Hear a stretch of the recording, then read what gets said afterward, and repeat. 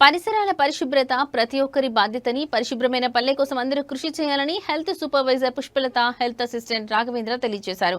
రేణిగుంట గ్రామ పంచాయతీ పరిధిలోని అన్నానగర్ నందు ఫీవర్ సర్వే, లార్వా సర్వే కార్యక్రమాన్ని నిర్వహించారు. ఈ సందర్భంగా వారు మాట్లాడుతూ పరిసరాల పరిశుభ్రత ఎంతో ముఖ్యమన్నారు. ఇంటి పరిసర ప్రాంతాల్లో మురికి నిల్వ ఉంటే దోమల ఉత్పత్తి, సీజనల్ వ్యాధులు, డెంగ్యూ, చికెన్ గున్యా, మలేరియా, మెదడువాపు, బోధకాలు వంటి వ్యాధులు వచ్చే అవకాశాలు ఉన్నాయన్నారు.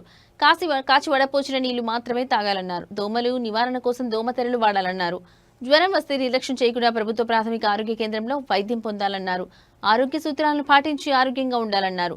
వ్యాధులపై ప్రతి ఒక్కరికి అవగాహన కలిగి ఉండాలన్నారు. ఇంటి పరిసర ప్రాంతాల్లో కొబ్బరి చిప్పలు, టైర్లు, ప్లాస్టిక్ వస్తువులు, పూల కుండీల వద్ద నీళ్లు నిల్వ ఉండకుండా చూసుకోవాలన్నారు. 5 రోజుల మించి నీళ్లు నిల్వ ఉండరాదన్నారు. ఈ కార్యక్రమంలో తెలుగు మహిళా మండల అధ్యక్షులు మేరీ, ఆరోగ్య కార్యకర్త MLH P Sravanthi, ANM Revathi, ASHA కార్యకర్తలు పద్మావతి, అశ్విని, గ్రామస్తులు పాల్గొన్నారు.